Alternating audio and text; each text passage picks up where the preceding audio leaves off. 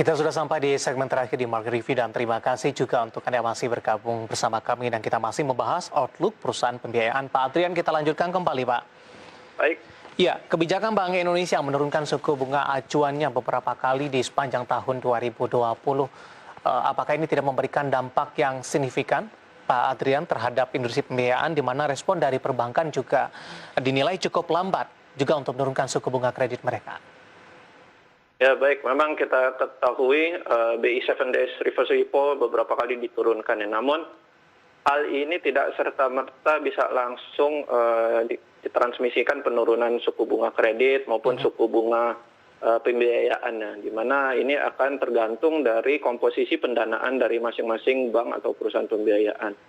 Ditambah dengan kondisi pandemi seperti sekarang ini, di mana terdapat juga jumlah restrukturisasi yang lumayan signifikan, tentu bank maupun perusahaan pembiayaan akan berpikir ulang untuk menemukan formula yang tepat ya untuk berapa itu lending rate yang pas untuk diturunkan.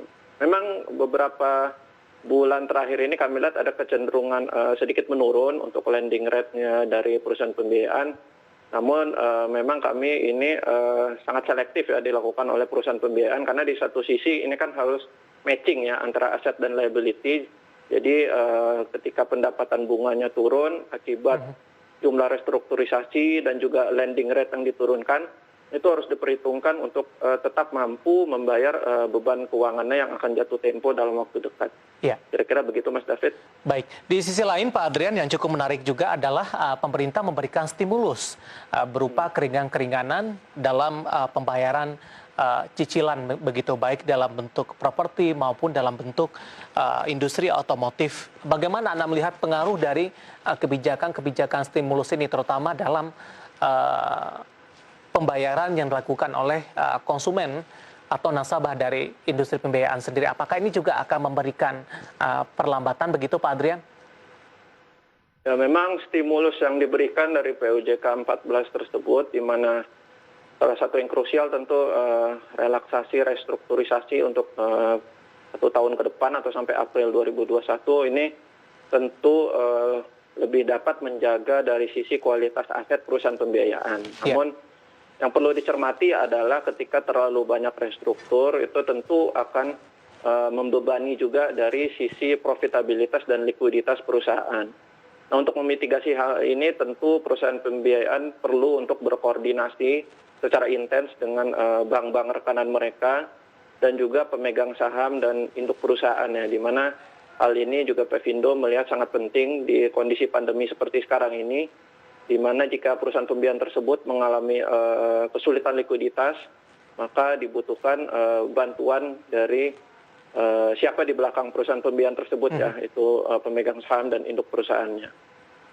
Baik, terkait dengan kondisi ini Pak Adrian, apakah ada perubahan peringkat tidak Pak untuk outlook yang terjadi untuk perusahaan-perusahaan yang diperingkat oleh Pevindo?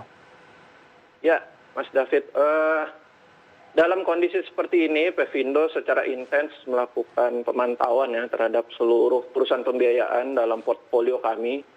Dan sejauh ini kami menurunkan 1 perusahaan pembiayaan dan juga ada perubahan outlook untuk 5 perusahaan pembiayaan. Perubahan peringkat dan outlook ini lebih ke perusahaan-perusahaan pembiayaan yang bersifat independen, dalam arti mereka tidak terkait dengan bank, dengan grup besar maupun dengan produsen otomotif. Begitu Mas David. Baik, ada yang tercatat di Bursa Efek Indonesia yang diberi peringkat oleh Pevindo, Pak Adrian? Untuk data pastinya harus saya cek lagi, tapi mungkin ada beberapa yang tercatat ya di Bursa Efek Indonesia, kami rasa ada sih Mas David. Baik, terakhir singkat saja Pak Adrian, dalam metodologi penilaian Pevindo, hal apa saja yang paling penting Pak untuk perusahaan pembiayaan, terutama dalam kondisi perekonomian yang masih terdampak dari COVID-19, Pak Adrian? Ya, memang dalam kami melakukan pemeringkatan untuk perusahaan pembiayaan, memang dalam metodologi kami tentu ada yang kami lihat dari sisi bisnis, finansial, dan juga dukungan induknya. Nah, tapi dalam kondisi pandemi seperti sekarang ini kami juga mencoba menekankan pada kondisi likuiditas perusahaan ya. Ini untuk memberikan gambaran bagaimana kemampuan perusahaan tersebut untuk membayar kewajiban keuangan yang jatuh tempo. Memang selain dipengaruhi oleh kondisi fundamental perusahaan, untuk likuiditas ini juga didukung oleh faktor-faktor yang sifatnya kualitatif ya, seperti fleksibilitas keuangan dan dukungan induk. Nah, untuk beberapa perusahaan pembiayaan memang yang kinerjanya usahanya menurun drastis, tapi kami masih memiliki confidence yang tinggi terhadap perusahaan ini sehingga tidak dilakukan rating action. Itu juga karena kami melihat untuk dukungan induk atau maupun siapa di belakangnya itu cukup kuat, sehingga kami melihat sewaktu-waktu itu dapat memberikan support kepada perusahaan pembiayaan ini. Mungkin itu, Mas David. Baik, terima kasih Pak Adrian sudah bergabung bersama kami di Idea Channel dan semoga bisa menjadi referensi Pak bagi pemirsa Idea Channel. Sehat selalu Pak Adrian. Ya, terima kasih Mas David. Sehat selalu. Terima kasih ada Bapak Adrian Nur, Financial Institution Rating Analis PT Vivindo. Dan tadi kita membahas outlook perusahaan pembiayaan dan perbincangan tadi sekaligus mengakhiri kebersamaan kita di Market Review kali ini.